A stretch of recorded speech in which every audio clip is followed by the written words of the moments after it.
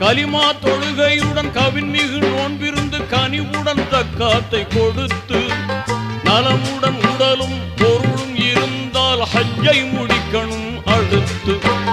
நலமுடன் உடலும் பொருளும் இருந்தால் ஹஜ்ஜை முடிக்கணும் அடுத்து. தீனோரே கேளுங்கள், திருமறை வழி வாருங்கள். தீனோரே கேளுங்கள், திருமறை வழி வாருங்கள்.